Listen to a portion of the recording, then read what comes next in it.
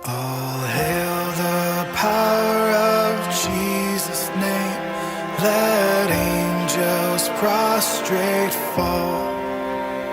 Bring forth the royal diadem and crown him Lord of all.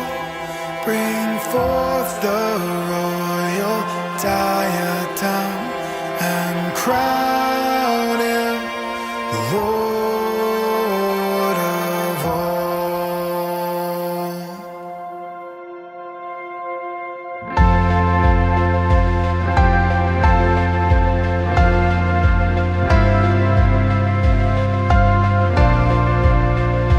O seed of Israel's chosen race, now ransomed from the fall. Hail him who saves you by his grace and crown him Lord of all. Hail him who saves you by his grace and crown him Lord of all.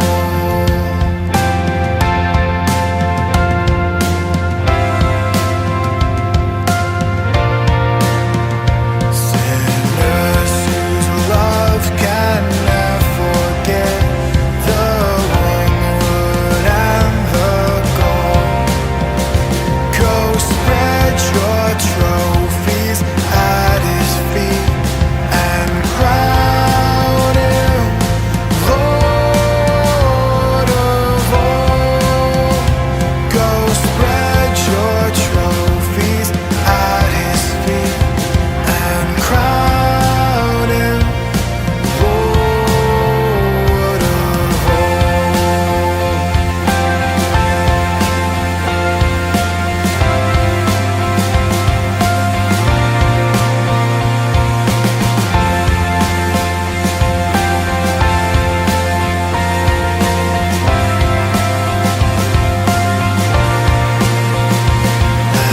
Every tribe and every tongue that bound creation's all, now shout in universal song, the crown is Lord of all.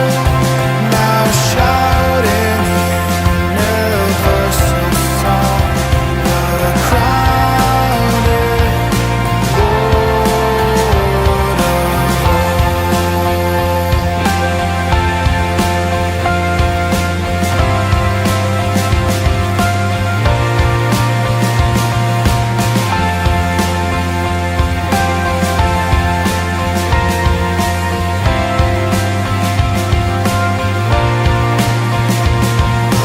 that with yonder sacred throng we at his feet may fall.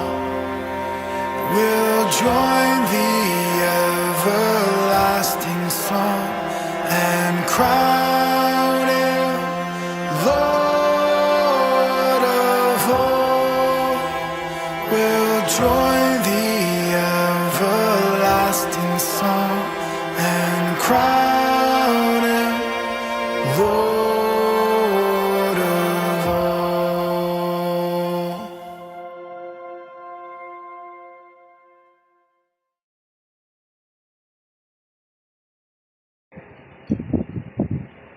Isang mapagpalang umaga po sa inyong lahat, mga magulang namin at mga kapatid. Welcome po kayo dito sa St. Paul United Methodist Church Online Prayer Covenant. Samahan niyo po ako sa mga talata na ating pagbubulay-bulayan sa umagang ito na matatagpuan sa sulat ni Propeta Isaias sa Kabanatang 50, mga talatang 7 hanggang 8. Hindi ko pinansin ang mga pag-iinsultong ginawa nila sa akin, sapagkat ang Panginoong Yahweh ang tumutulong sa akin. Handa akong magtiis, sapagkat aking nalalaman na ako'y hindi mapapaiyak. Ang Diyos ay malapit at siya ang magpapatunay na wala akong sala. may mga ngahas bang ako'y usigin? Magharap kami sa hukuman at ilahad ang kanyang paratang.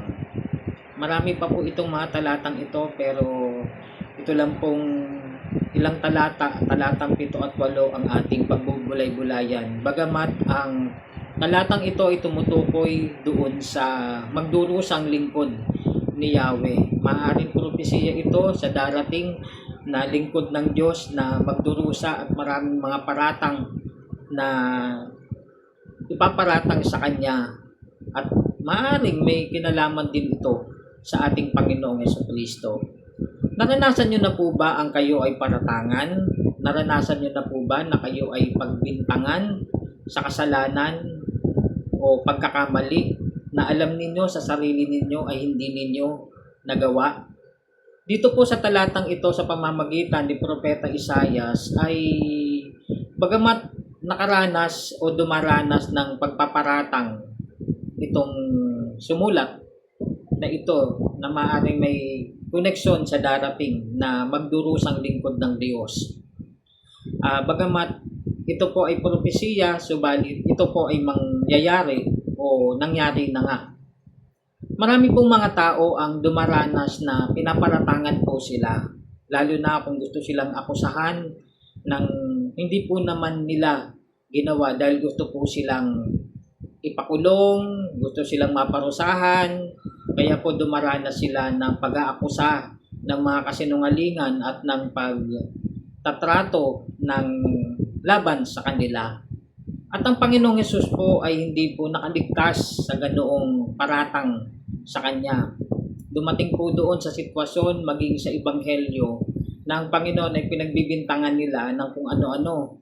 At isa sa pagpaparatang na binibigay nila sa Panginoong Hesus ay galing siya sa dyablo, may kapangyarihan siya ng dyablo, kaya siya nakakagawa ng mga nakapagpapalayas ng demonyo, at pinaparatangan din siya na siya ang may mula sa demonyo yung kanyang ginagawa. Ganyan po ang mga masasakit na paratang sa Panginoon. Maging nung siya ay nahatulan ng nililitis, pinaparatangan din po ang Panginoong Hesus na siya po ang pinagmumula ng revolusyon at may revolusyong nangyayari dahil sa kanyang pangunguna. Marami pang mga paratang ang mga tao kay Hesus. Subalit, katulad ng propesiya na ito ni Propeta Isaias, alam po ng Diyos na kung ano yung katotohanan at alam niya na tumutulong sa kanya ang Panginoon. Ito po sa bansang Pilipinas, napakahaba ng proseso pagdating sa tinatawag na hustisya o papatuloy ng hustisya. Bago po bumaba yung hatol ay madalas napakatagal, napakahaba ang mga taon na nangyayari, kaya't yung mga nasa kulungan na naakusahan ay patuloy na nagdurusa, naghihirap sa kanilang pagkakakulong.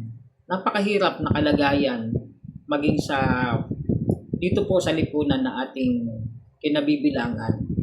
At hindi po nawawala yung mga pag-aakusa at mga paratang na hindi po totoo para sa kanilang kapwa.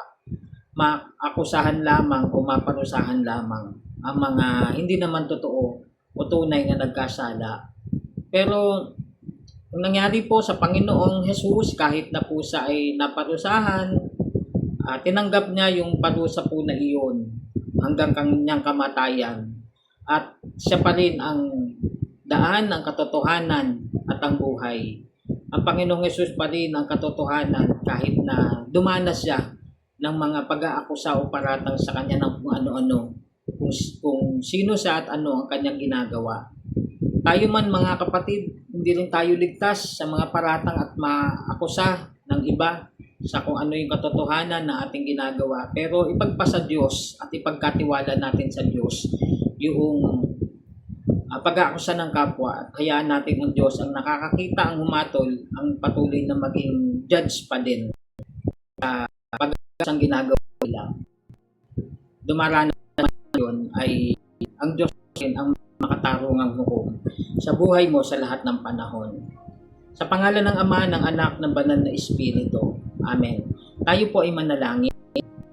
Panginoon, papasalamat po kami sa pagkato. Salamat sa mga salita mo na kaaliw, kayapaan sa amin. Mga kaming ranas po mga ako paratang sila napawang kasinungalingan o Diyos o maakusahan lamang sila. Panginoon, napakahirap ng ganoong damdamin kalagayan, lalong-lalo na kung tumatayo sa katotohanan. Ikaw na aming Diyos na nakakasiliksik, nakakaalam ng puso ng tao.